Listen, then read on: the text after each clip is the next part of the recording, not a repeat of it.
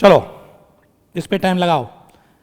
Taxability of dividend, assessment year 21-22 से पहले की अगर मैं बेटा बात करूं, फाइनेंस एक्ट 21 से पहले की अगर बात करें, डिविडेंड कंपनी के हैंड में टैक्सेबल होता था with the name of corporate dividend tax, और शेयर होल्डर के हैंड में क्या हो जाता था, वो एग्जाम्प्ट होता था। इसका लॉजिक ये था, गवर्नमेंट ऑफ इंडिया ने जो दिया था कि बेटा शेयर होल्डर लाखों हैं, पूरे इंडिया में स्कैटर्ड है, कहाँ एक एक शेयर होल्डर के ऊपर हम कंट्रोल एक्सरसाइज करेंगे। तो उन्होंने कंपनी के ऊपर कंट्रोल एक्सरसाइज कर लिया था कि कंपनी जब भी कभी आप डिविडेंड डिस्ट्रीब्यूट पे करेंगे आपको एक एक्स्ट्रा टैक्स देना पड़ेगा। Name of the tax is corporate dividend tax. क्योंकि कंपनी ने वो टैक्स पे कर दिया था, सेक्शन 115O होती थी, उस शेयर होल्डर के हैंड में एग्जम्प्ट हो जाता था अंडर सेक्शन 10 क्लॉज 34। ठीक चलता आ रहा था, बढ़िया लो था, कंपनी से टैक्स ले लेते थे, शेयर होल्डर के हैंड में एग्जम्प्ट था, गवर्नमेंट का पर्पस सोल्व हो रहा था, कंट्रोल एक्सरसाइज करो। रिलायंस को एग्जांपल लो, एक ही कंपनी रिलायंस है, उस पर कंट्रोल आसान है, शेयर होल्डर लाखों हैं, कहाँ लाखों शेयर होल्डर को हम ट्रेस करते फिरेंगे। ठीक चल रहा था लो, किसी नालायक ने इसमें क्या लगा दिया था, मिस इंटरप्रिटेशन कर दी, ये अनकॉन्स्टिट्यूशनल है। भाई ये क्यों अनकॉन्स्टिट्यूशनल है? इन्होंने बोला जी कंपनी के एंगल से सोचे, डिविडेंड खर्चा है, खर्चे के ऊपर कैसा tax, income tax act 1961, income के ऊपर टैक्स लगाओ। तो कंपनी ने 100 करोड़ की इनकम कमाई, उस पर टैक्स दे दो दिया 30%, आपका 30% 30 करोड़। अब वो डिविडेंड के ऊपर क्यों टैक्स पे करे? डिविडेंड इनकम शेयर होल्डर की है, कंपनी की थोड़ी ना है। तो वो कह रहे थे जी अनकॉन्स्टिट्यूशनल है, ये बेकार है, बकवास है। ये समझ में आ गया निर्मला सीतारमन जी के कि हाँ ये बात तो ठीक कह रहे हैं। और फाइनेंस एक्ट 2021 से लॉ बना दिया, छोड़ो कंपनी को, डिविडेंड जिसकी इनकम है उसके हैंड में टैक्सेबल होगी। तो आज के टाइम बेटा कंपनी को कोई सीडीटी नहीं देनी, dividend is taxable in the hands of share holder. Just for your knowledge ये कहानी सुनाई है, क्योंकि इन माई पर्सनल ओपिनियन अगले 1-2 सालों में फिर ये उल्टा होगा, कंट्रोल एक्सरसाइज करने में दिक्कत हो रही है। ये फिर क्या आएगा, कॉर्पोरेट डिविडेंड टैक्स आएगा। फिलहाल एट प्रेजेंट अब क्या है, अब मैं वो बता रहा हूँ जो आपके लिए एप्लीकेबल है। Now dividend, each and every kind of dividend is taxable in the hands of a shareholder. अब dividend shareholder के hand में taxable होगा। It may be equity, it may be preference, it may be interim, it may be final, it may be paid out of current year profit, it may be paid out of past year profit, it may be from Indian company, it may be from foreign company. Each and every kind of dividend is taxable in the hands of a shareholder. Revise कराओ बेटा, it may be equity, preference, interim, final, dividend include deemed dividend। अब तो revise कर रहे हो साहब आप, ये इंडियन कंपनी से भी हो सकता है, ये फॉरेन कंपनी से भी हो सकता है। सारे डिविडेंड शेयर होल्डर के हेड में टैक्सेबल होंगे। लो से पूछा गया जी कौन से हेड में टैक्सेबल होंगे, always under the head other source, क्योंकि ये उसकी चार्जिंग सेक्शन में आता है। तो चाहे बेटा शेयर्स में इन्वेस्ट करना असेसी का बिजनेस ही क्यों ना हो, उसके बावजूद भी डिविडेंड इनकम कहाँ टैक्सेबल होगी, under the head other sources. Point form में, which kind of dividend is taxable, each and every kind of dividend is taxable. In whose hand dividend is taxable, आज के टाइम बेटा taxable in the hands of share holder. Under which head, always taxable under the head other sources. Dividend के ऊपर बेटा आपका साहब किसी type का कोई खर्चा अलाउड नहीं होगा, केवल एक खर्चा अलाउड होगा, इंटरेस्ट एक्सपेंस। अगर आपने कोई लोन लिया, इन्वेस्ट कर दिया शेयर्स में, उसके बदले आपको क्या आ रही है बेटा, डिविडेंड इनकम, तो हम केवल एक ही खर्चा अलाउड करेंगे, इंटरेस्ट एक्सपेंस। उसके ऊपर भी एक अपर कैप लगा रखी है, एक्चुअल इंटरेस्ट एक्सपेंस और 20% of dividend income which ever is less. मैंने 5 लाख का लोन लिया, 10% के हिसाब से लोन लिया, शेयर्स में इन्वेस्ट कर दिया, उसके ऊपर इंटरेस्ट बना 50,000, मेरे को डिविडेंड इनकम हुई 2 लाख। 2 लाख का बेटा आपका 20% 40,000, इंटरेस्ट कितना था मेरा, 50,000। कितना इंटरेस्ट अलाउड होगा, 40,000 का इंटरेस्ट अलाउड होगा। 20% ऑफ डिविडेंड इनकम और interest liability whichever is less shall be allowed as deduction. इसके अलावा और किसी टाइप का खर्चा अलाउड नहीं होगा एंटायर डिविडेंड इज टैक्सेबल। अब रिवाइज कर रहे हो बेटा, इसलिए प्रॉपर ले रहा हूं, क्योंकि कंपनी बेटा अब उसके हैंड में टैक्सेबल नहीं है, बस उसके ऊपर एक ऑब्लिगेशन है, जब भी डिविडेंड पे करेगी टीडीएस काट के। इंडियन कंपनी के ऊपर ऑब्लिगेशन डाल दी, जब भी आप टीडीएस पे करोगे, सिलेबस में टीडीएस भी आपके 10% के हिसाब से आप क्या कर लेना, टीडीएस काट लेना। रेजिडेंट शेयर होल्डर है 10%, नॉन रेजिडेंट शेयर होल्डर है 20%, उसके हिसाब से आप टीडीएस काटेंगे। हावेवर अगर शेयर होल्डर इंडियन इंडिविजुअल है, रेजिडेंट है, और अगर डिविडेंड अमाउंट 5,000 तक है, आप पे करते हैं through any mode other than cash, TDS काटने की रिक्वायरमेंट नहीं है। टीडीएस भी रिवाइज करा दिया बेटा, बेसिक प्रिंसिपल टीडीएस का रेट, रेजिडेंट शेयर होल्डर है तो 10%, नॉन रेजिडेंट शेयर होल्डर है तो 20%। एक एक्सेप्शन है जहां टीडीएस नहीं कटेगा, अगर रेजिडेंट इंडिविजुअल शेयर होल्डर है, डिविडेंड अमाउंट छोटा चिल्लड़ 5,000 तक है, और payment through any mode other than cash, company cash के अलावा पे करती है, 5,000 तक का डिविडेंड पे करती है, बिना टीडीएस काटे डिविडेंड पे करेगी। मैं ये सिखा रहा हूं, टीडीएस नहीं कटेगा, इनकम टैक्सेबल है। कि उल्टा सीधा मत पढ़ लेना कि डिविडेंड ही टैक्सेबल नहीं है। इंडियन कंपनी ने 4,000 का डिविडेंड दिया, टीडीएस नहीं काटेगी, पर वो 4,000 सामने वाले के हैंड में टैक्सेबल होगा। इकट्ठा करो, भागम भाग ना हो जाए बेटा। Dividend always taxable under the head other source even if even if investment in security is the main business of assessee. Point number 2, always taxable in the hands of shareholder. Point number 3, each and every kind of dividend, चाहे Indian company का हो, चाहे foreign company का हो, चाहे interim हो, चाहे final हो, इक्विटी हो, प्रेफरेंस हो, सारे के सारे शेयर होल्डर के हैंड में टैक्सेबल होंगे, अदर सोर्स में टैक्सेबल होंगे। कंपनी के ऊपर बेटा एक ही ऑब्लिगेशन है भाई, टीडीएस काट के पेमेंट कर दे बस। 10% टीडीएस काटेगी रेजिडेंट शेयर होल्डर है, 20% टीडीएस काटेगी नॉन रेजिडेंट है। अगर शेयर होल्डर बेटा इंडियन रेजिडेंट है, डिविडेंड 5,000 तक का है, पे through any mode other than cash, TDS काटने की भी रिक्वायरमेंट नहीं है। टीडीएस नहीं कटेगा पर शेयर होल्डर के हैंड में टैक्सेबल होगा। खर्चा किसी टाइप का कोई अलाउड नहीं है, बस एक खर्चा अलाउड है, इंटरेस्ट ऑन लोन, और उसके ऊपर भी अपर कैप लगी हुई है, मैक्सिमम 20% तक खर्चा अलाउड होगा। तो 20% ऑफ डिविडेंड इनकम और actual interest expense which ever is less, इतने की आपको डिडक्शन मिलेगी। सर डिविडेंड का टैक्स रेट क्या होता है, ये किस रेट से टैक्सेबल होगा? सिलेबस में इंडिविजुअल है, स्लैब रेट से। डिविडेंड इनकम किस रेट से टैक्सेबल होगी बेटा? स्लैब रेट से।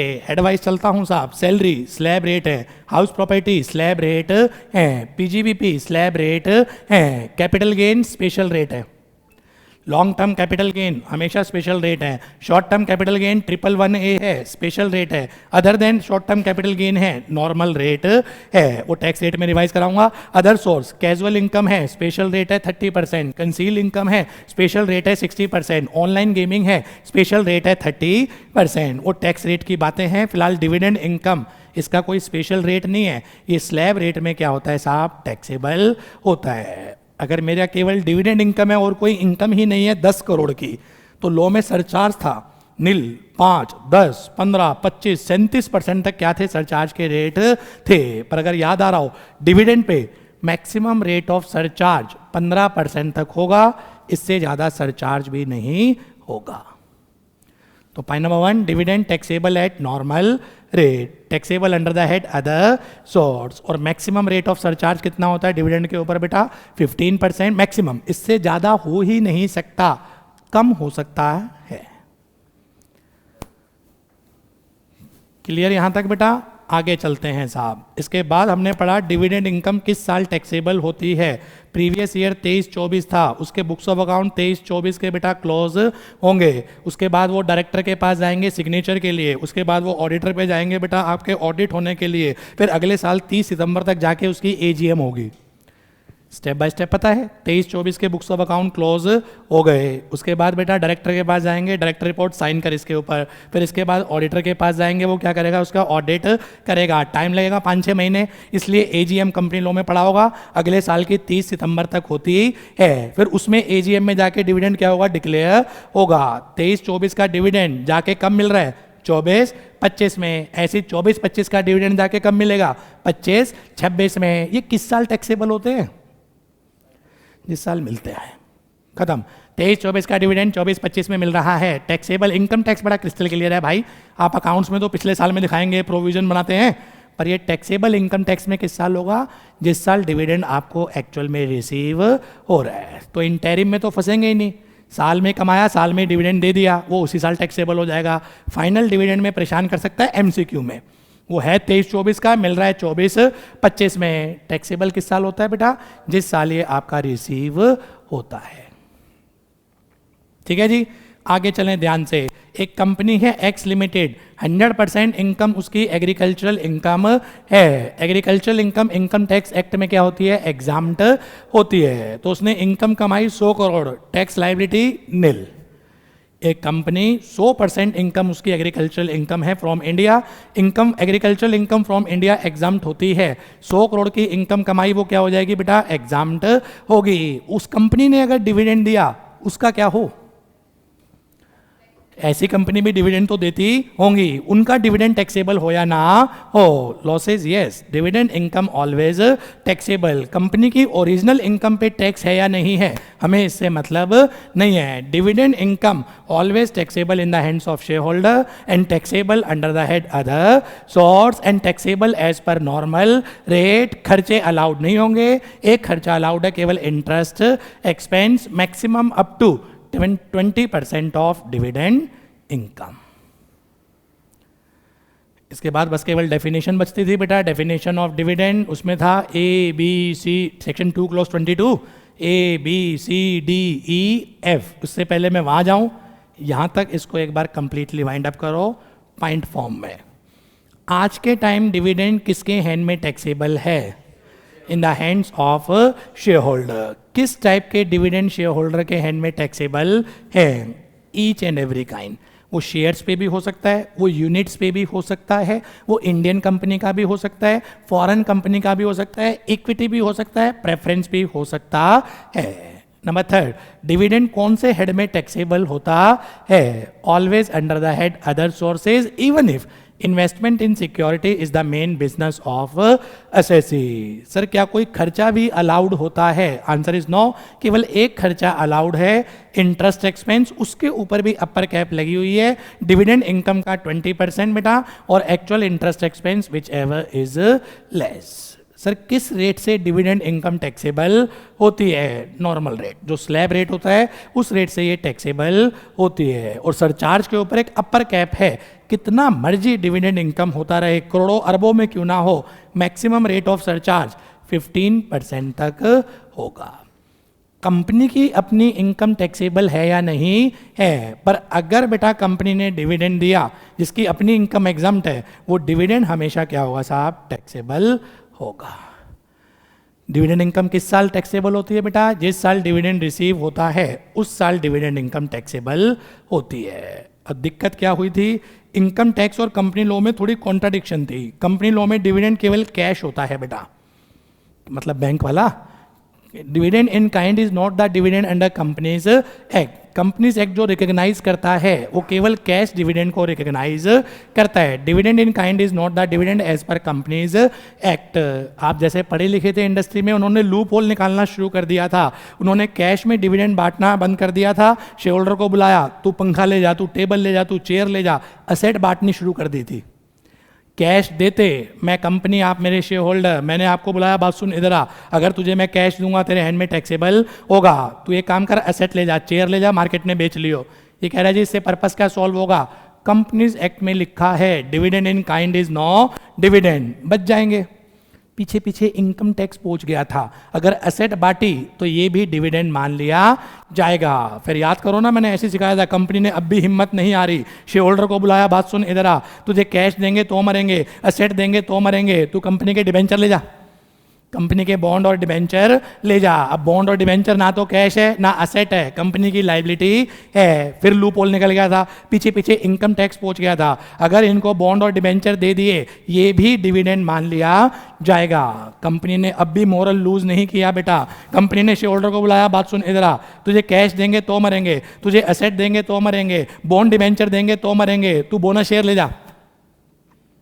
नालायकों ने बोनस शेयर अलॉट करना शुरू कर दिया, पीछे पीछे इनकम टैक्स पहुंच गया था बेटा। अगर बोनस शेयर भी अलॉट कर दिए, ये भी डीम डिविडेंड मान लिया जाएगा। अब भी कंपनी ने मोरल लूज नहीं किया, फिर शेयर होल्डर को बुलाया, बात सुन तू इधर आ, अगर तुझे कैश देंगे तो मरेंगे, असेट देंगे तो मरेंगे, बॉन्ड डिवेंचर देंगे तो मरेंगे, अगर बोनस शेयर दिया तो मरेंगे, तू हमारी कंपनी से लोन ले ले। कंपनी खुद ही कह रही है शेयर होल्डर को, तू हमसे क्या कर ले, लोन ले ले, इंटरेस्ट फ्री या बहुत कम रेट पे तुझे क्या कर देंगे, हम लोन प्रोवाइड कर देंगे, वापस दियो ना दियो तेरी इच्छा है। नालायकों ने डिविडेंड देना बंद कर दिया और ये लोन देना शुरू कर दिया। पीछे पीछे इनकम टैक्स एक्ट पहुंच गया था। अगर क्लोजली हेल्ड कंपनी अपने शेयर होल्डर को लोन दे देगी, ये लोन ही क्या मान लिया जाएगा, डिविडेंड मान लिया जाएगा। और फिर एक एफ पॉइंट आया था बेटा लास्ट ईयर से, 1 अक्टूबर 2024 के बाद अगर बायबैक होगा तो वो भी डिविडेंड माना जाएगा, और अगर 1 अक्टूबर 2024 से पहले होगा तो सेक्शन 46A स्पेसिफिक ट्रीटमेंट उसकी अप्लाई होगी। वो भी पढ़ाऊंगा क्या चीज़ है बेटा, एक आइडिया आ गया। इनकम टैक्स में डिविडेंड की एक ह्यूज एंड वाइड डेफिनेशन है। जो कैश डिविडेंड है वो तो डिविडेंड है, इवन असेट बांट दिए, बॉन्ड डिबेंचर दे दिए, लोन दे दिया, बायबैक हो गया, ये भी क्या मान लिया जाएगा बेटा, आपका डिविडेंड मान लिया जाएगा। तो सबसे पहले अब डेफिनेशन ऑफ डिविडेंड, बस यही चैप्टर है, फिर वाइंड अप हो जाएगा। एक था सेक्शन 2 क्लॉज 22 में है डेफिनेशन ऑफ डिविडेंड।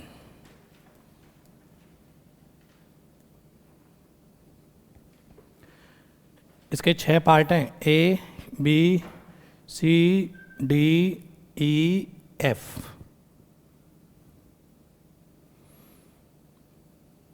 तो ये 6 के 6 निपटा रहा हूं बेटा मैं।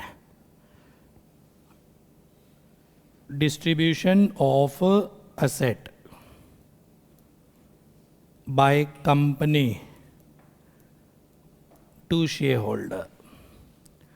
कंपनी अपने शेयर होल्डर को असेट बांट रही है, 222A में बट रही है, 222C में बट रही है, 222D में भी असेट बट रही है।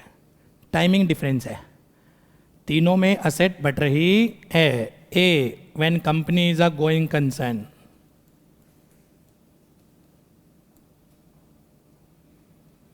और कंपनी अपने शेयर होल्डर को असेट बांट रही है। C, when company is in liquidation.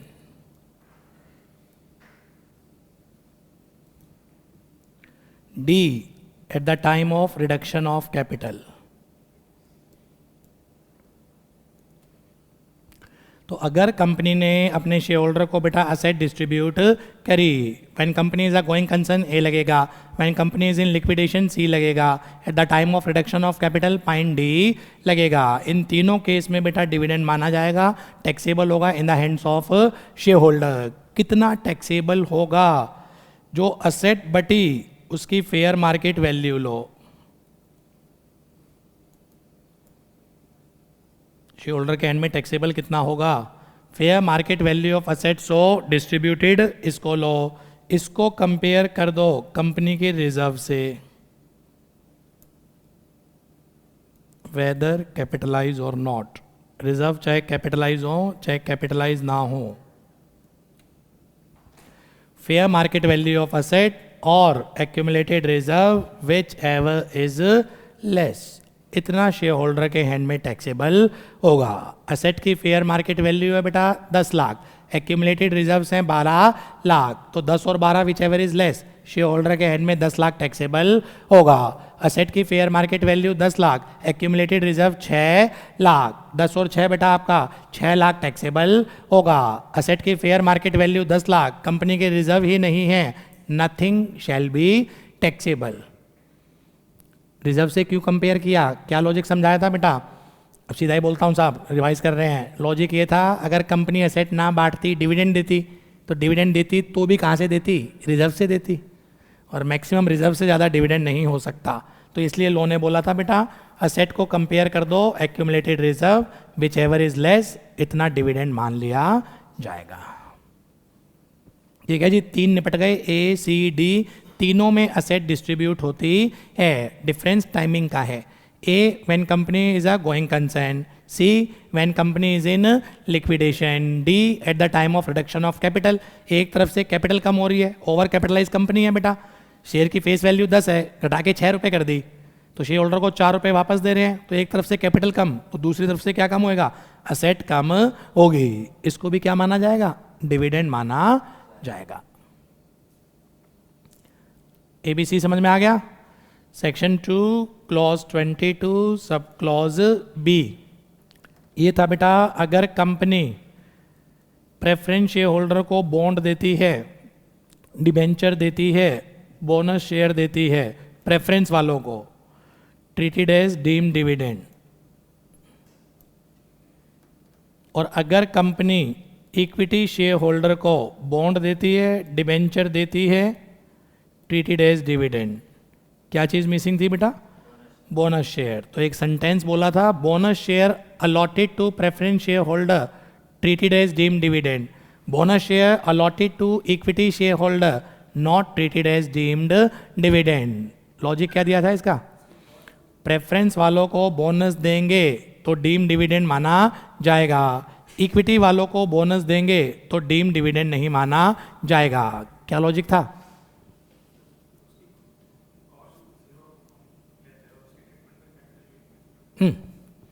Bonus share बेटा इक्विटी वालों को bonus share in lieu of dividend नहीं हो सकता, bonus share in lieu of dividend नहीं हो सकता। ये सेंटेंस पढ़ोगे कंपनीज एक्ट में। सर क्या मतलब है, अगर कंपनी ने ह्यूज प्रॉफिट अर्न करे हैं उसे पहले डिविडेंड देना पड़ेगा, उसके बाद ही बोनस शेयर दे सकते हैं। कंपनी ये नहीं कह सकती कि हम आपको डिविडेंड नहीं देंगे, हमसे बोनस ले लो। इक्विटी वालों को कंपनी ये नहीं कह सकती कि हम आपको डिविडेंड नहीं देंगे, हमसे बोनस ले लो। Bonus share in lieu of के बदले में इन ल्यू ऑफ डिविडेंड नहीं हो सकता, कंपनीज एक्ट सर के ऊपर है। यानी कि कंपनी को अगर बेटा बोनस शेयर देने हैं पहले उसको क्या देना पड़ेगा, डिविडेंड। कंपनीज एक्ट में तभी तो था पिछले 3 साल के डिविडेंड की एवरेज मेंटेन करो, लॉ में लिखा है डिविडेंड देना है 25-25 पैसे दे दो, ये का लिखा है कम से कम इतना देना है, तो फिर पीछे पीछे लॉ भी था कि एक एवरेज मेंटेन होनी चाहिए। और पढ़ रखा होगा, मेरा काम टैक्स है, तो वहाँ से लॉजिक था बेटा कि कंपनीज एक्ट सर के ऊपर है, आप मैल प्रैक्टिस कर ही नहीं सकते। इक्विटी वालों को पहले आप क्या दोगे, डिविडेंड, वो टैक्सेबल हो चुका होगा, उसके बाद बोनस शेयर दोगे तो जेन्युइन केस है। जबकि प्रेफरेंस के ऊपर वो लाइन लगती नहीं, प्रेफरेंस वालों को हम बोल सकते हैं तुम डिविडेंड मत लो, हमसे बोनस शेयर ले लो, तो वहाँ बदतमीजी हो सकती है, इसलिए लॉ बना दिया था कि प्रेफरेंस वालों को अगर बोनस देंगे ट्रीटेड एज डीम्ड डिविडेंड। ठीक है भाई, तो अल्फाबेटिकल ऑर्डर में ही चलते रहो, A B C D E F. A दोबारा रिवाइज हो रहा पर कर लो। ए में क्या है, कंपनी असेट बांट रही है अपने शेयर होल्डर को, ट्रीटेड एज डीम्ड डिविडेंड। कितना, एफएमवी ऑफ असेट और reserves which ever is less, खत्म। बी पॉइंट में बेटा प्रेफरेंस वालों को बॉन्ड डिबेंचर या बोनस शेयर मिल रहा है तो डीम डिविडेंड, इक्विटी वालों को केवल बॉन्ड या डिबेंचर मिलता है तो डीम डिविडेंड। इसमें एक लाइन याद करने लायक, इक्विटी वालों को अगर बोनस शेयर मिलेगा डीम डिविडेंड नहीं माना जाएगा। इसके बाद बेटा section 2 clause 22 sub clause C revise हो रहा है। कंपनी ने लिक्विडेशन के टाइम असेट बांटी, कंपनी ने लिक्विडेशन के टाइम असेट बांटी तो ये भी क्या माना जाएगा, डिविडेंड माना जाएगा। एफएमवी ऑफ असेट्स और डिस्ट्रीब्यूटेड और reserve whichever is less. इसके साथ एक सेक्शन पढ़ी जाती है 46(1), मेन बुक में तो ये चैप्टर बना रखा है मैंने, तो ये दो हमेशा इकट्ठे पढ़ना। 222C red with 46(1). क्या था बेटा ये, लिक्विडेशन ऑफ कंपनी। नोट बनाना चाहो जल्दी से बना लो, वो चैप्टर भी खत्म कर रहा हूं मैं, लिक्विडेशन। लिक्विडेशन के टाइम कंपनी ने असेट बांटी तो दो सेक्शन थी, 46 सबसेक्शन 1, 46 सबसेक्शन 2। लिक्विडेशन के टाइम कंपनी ने शेयर होल्डर को असेट बांटी तो कंपनी का क्या होगा, company is the transferor, share holder is the recipient. Transferee basic principle क्या होता है, ट्रांसफरर के ऊपर कैपिटल गेन लगता है। पर section 46 subsection 1, no tax treatment in the hands of company.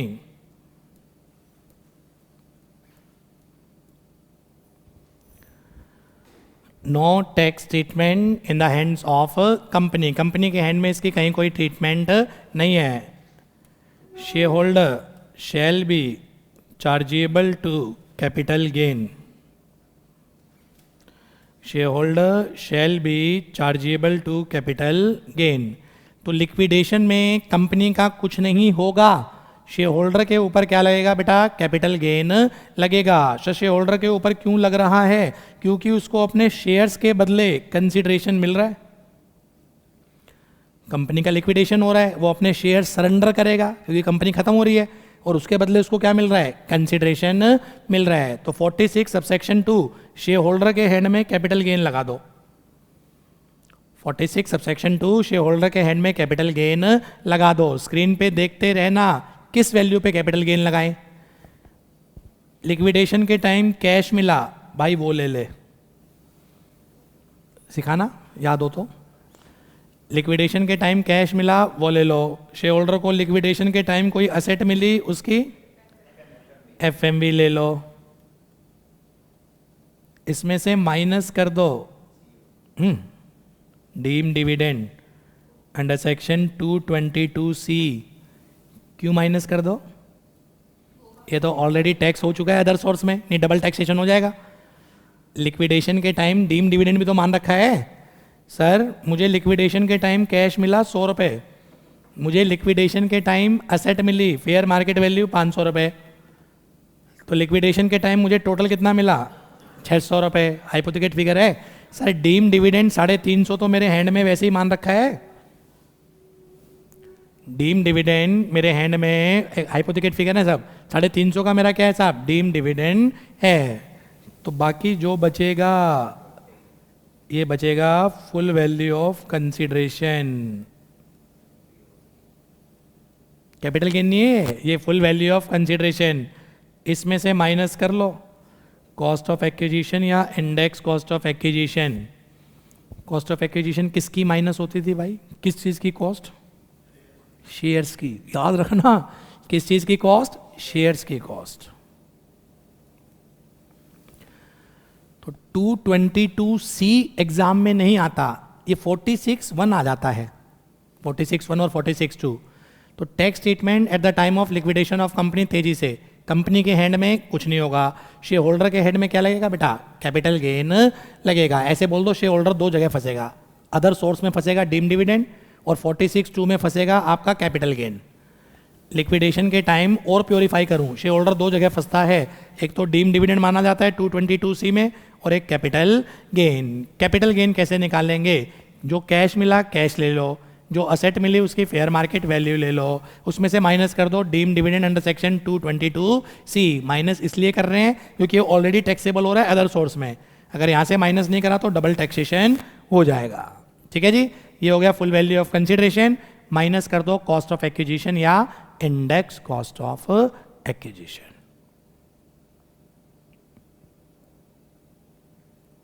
Got it, निपटा। Section 2 clause 22 sub clause D, ये क्या था, रिडक्शन ऑफ कैपिटल। तो ये मैंने आपको समझा दिया बेटा, एक तरफ से कैपिटल रिड्यूस होगी, ओवर कैपिटलाइज कंपनी है, बहुत ज़्यादा पैसा है, यूज़ कर नहीं पा रहे बेटा, तो कंपनी ने सोचा जी कैपिटल वापस करो। तो कैपिटल वापस करेंगे वो या तो कैश में जाएगा या वो असेट बांटेंगे, तो चाहे कैश बांटें चाहे असेट बांटें, ट्रीटेड एज डीम डिविडेंड। फिर इसके बाद 222E, ये था मोस्ट इंपॉर्टेंट। इसके भी 3 पार्ट थे, section 2 clause 22 sub clause E, para I, para 2I, para 3I। ठीक है जी, तीनों तेजी से रिवाइज कराता हूँ। पढ़ने लायक था 222C लिक्विडेशन, या तो वो आएगा या ये आएगा या F आएगा। F इसलिए कि वो लास्ट ईयर ही चेंज हुआ है। तो पहले E पे टाइम लगाते हैं बेटा। 222E पैरा I क्या था, ये है क्लोजली हेल्ड कंपनी, कंपनी जिसमें पब्लिक एट लार्ज इंटरेस्टेड नहीं होती, OPC प्राइवेट कंपनी या अनलिस्टेड पब्लिक कंपनी, जहाँ पब्लिक एट लार्ज इंटरेस्टेड नहीं है। ये है शेयर होल्डर जिसका शेयर कितने होने चाहिए, 10% या उससे ज़्यादा। ये कंपनी अगर इसको लोन देगी तो ये लोन डीम डिविडेंड माना जाएगा। कितना, amount of loan or reserves whichever is lower.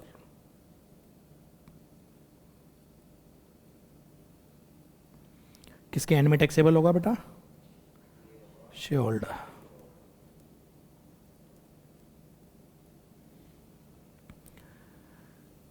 ये था I. 2I closely held company, concern मतलब ऑर्गेनाइजेशन, शेयर होल्डर.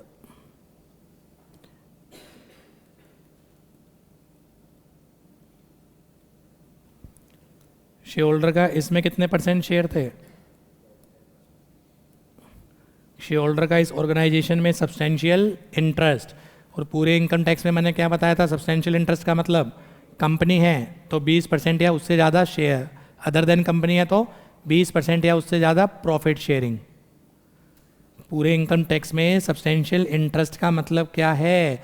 अगर मैं बोल रहा हूँ कंपनी में मेरा सब्सटेंशियल इंटरेस्ट है तो मतलब कंपनी के 20% या उससे ज़्यादा शेयर मेरे पास हैं. अगर मैं बोल रहा हूँ partnership firm, LLP, AOP, BOI में मेरा सब्सटेंशियल इंटरेस्ट है, इसका मतलब 20% या उससे ज़्यादा प्रॉफिट शेयरिंग मेरे पास है. तो यहाँ 20% या उससे ज़्यादा, और ये कंपनी इसको लोन दे रही है तो इसके हैंड में टैक्सेबल होगा. ये था 2I. आई में लोन किसको मिल रहा है? आई में शेयर होल्डर को, उसके हैंड में टैक्सेबल. शेयर होल्डर वो जिसका 10% या उससे ज़्यादा स्टेक है. 2I में लोन किसको मिल रहा है? एक ऐसी ऑर्गेनाइजेशन को जिसमें इस शेयर होल्डर का सब्सटेंशियल इंटरेस्ट है, तो वो ऑर्गेनाइजेशन के हैंड में टैक्सेबल होगा. और 3I बेटा ओपन एंडेड था. शेयर होल्डर अपने नाम से ना लेके अपनी वाइफ के नाम से ले लिया, अपने फ्रेंड के नाम से ले लिया, बच्चों के नाम से ले लिया, तो 3I में था. अगर शेयर होल्डर अपने नाम से लेगा तो I, अपने बेनिफिट के लिए किसी और के नाम से ले लिया, वाइफ, बच्चे, कोई भी रिलेटिव के नाम से, तो क्या लगता था बेटा? 3I. और 3I किसके हैंड में टैक्सेबल होता था? शेयर होल्डर के हैंड में. तो I और 3I हमेशा इकट्ठे पढ़ते थे. I शेयर होल्डर लोन ले रहा है, 3I थर्ड पार्टी लोन ले रही है for the benefit of share holder.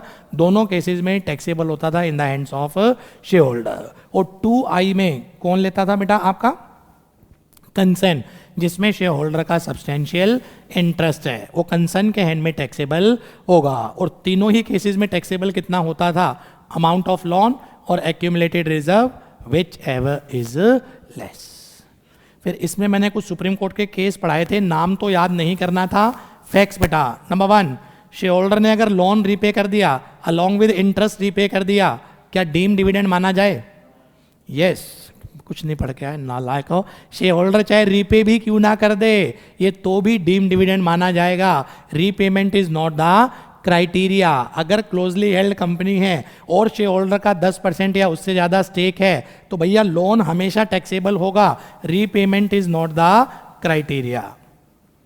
हाँ, एक रिलैक्सेशन थी जहाँ टैक्सेबल नहीं होगा. अगर क्लोजली हेल्ड कंपनी का काम ही लोन देना है, NBFC, अगर क्लोजली हेल्ड कंपनी का काम ही लोन देना है तो शेयर होल्डर के हैंड में बेटा नथिंग शैल बी टैक्सेबल. ठीक है जी.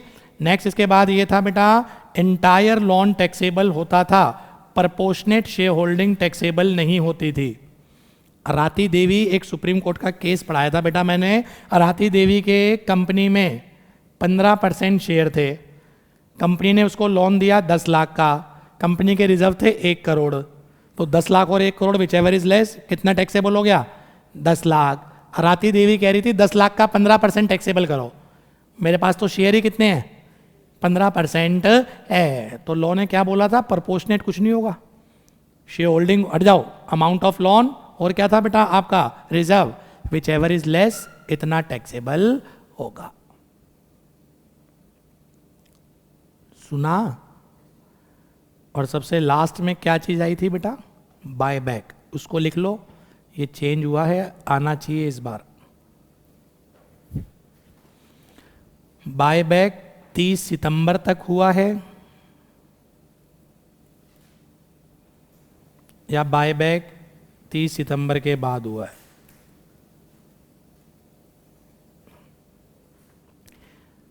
तो ये 24-25 साल ऐसा है, इसमें बहुत सारे ड्रामे हुए हैं।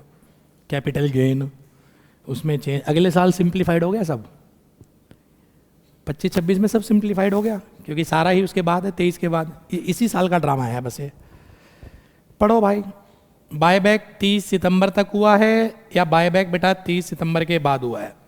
अगर बायबैक 30 सितंबर तक हुआ है, कंपनी शैल पे टैक्स ऑन बायबैक।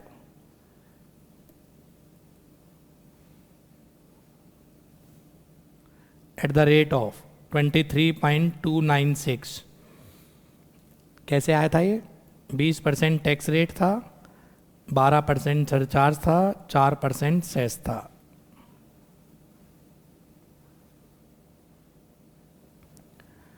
तीस सितंबर 2024 तक अगर बेटा बायबैक हो गया तो कंपनी फंसेगी। कंपनी उसके ऊपर क्या करती थी बेटा? टैक्स पे करती थी। किस रेट से?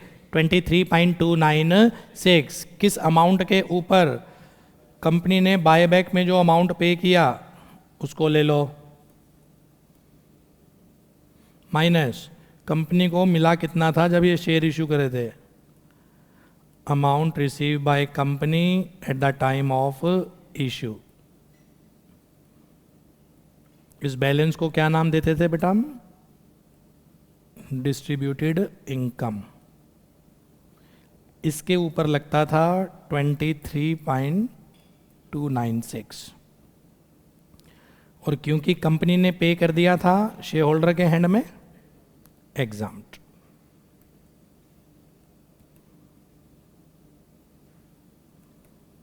Such buyback is exempt in the hands of shareholder under section 1034A.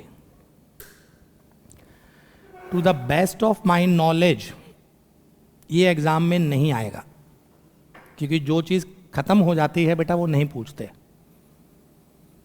अब आगे 30 सितंबर के बाद तो इसकी कोई रेलेवेंस ही नहीं है, फ्यूचर में ये काम ही नहीं आना। तो जो मेरा एक्सपीरियंस है वो ये है, जो चीज़ गई, रात गई बात गई, वो पुरानी चीज़ें नहीं पूछते बेटा। ये कोई ग्रेजुएशन के एग्ज़ाम नहीं है, सीए के एग्ज़ाम है, तो गया स्यापा ख़त्म है ये। पर बता भी दिया कि अगर चलो कुछ हो जाए 19-20, कंपनी देती थी बेटा 23.296% के हिसाब से शेयर होल्डर के हैंड में, एग्जाम्ड। मुद्दे की बात इस पे आओ। ऑन और आफ्टर एक नई सेक्शन आ गई 222F।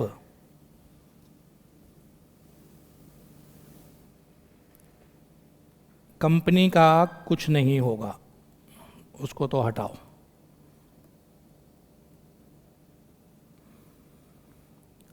अब एफ का मतलब क्या है? Deemed dividend. नालायक बोलते क्यों नहीं? एफ का मतलब डीम्ड डिविडेंड। तो entire buyback price shall be treated as deemed dividend. Entire buyback price shall be treated as deemed dividend, taxable in the hands of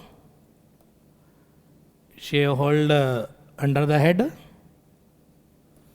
other sources. और एक नोट डाल देना, कोई भी खर्चा अलाउड नहीं होगा, इंटरेस्ट भी अलाउड नहीं होगा यहाँ पर। तो वैसे डिविडेंड में एक ही खर्चा अलाउड होता है, इंटरेस्ट। यहाँ कोई भी खर्चा अलाउड नहीं है। सर फिर जो हमने शेयर खरीदे थे उसकी कॉस्ट ऑफ एक्विजिशन का क्या होगा? अभी बताता हूँ, फिलहाल डिविडेंड में निपटाना। पूरा बायबैक प्राइस टैक्सेबल है, किसी टाइप का कोई खर्चा अलाउड नहीं है। पूरा बायबैक प्राइस जो शेयर होल्डर को मिला है डिविडेंड इनकम मानी जाएगी। पूरा बायबैक प्राइस, किसी टाइप का कोई खर्चा अलाउड नहीं है। सर फिर मेरे शेयर की कॉस्ट ऑफ एक्विजिशन का क्या होगा? शेयर्स की कॉस्ट क्या सिखाया था?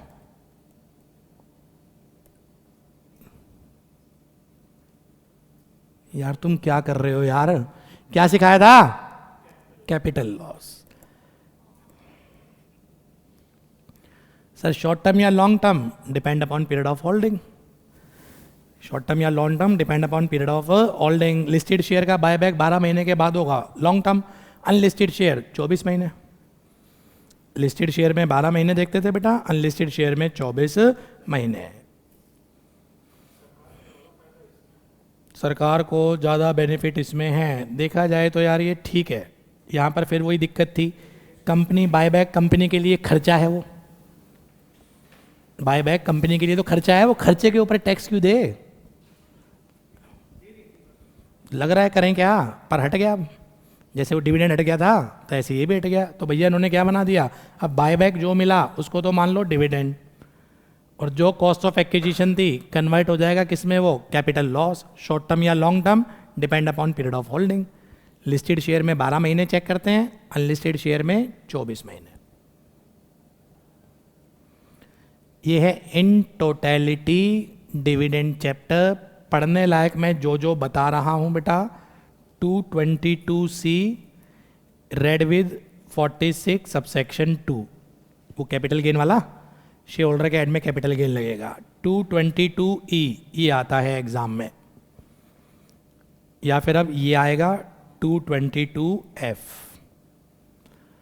बाकी तो एक बड़ा क्वेश्चन होगा, उसमें छोटा सा पॉइंट आ जाएगा, डिविडेंड इनकम, खर्चा दे रखा होगा, इंटरेस्ट अलाउड करना मैक्सिमम अप टू 20%। ये है बस।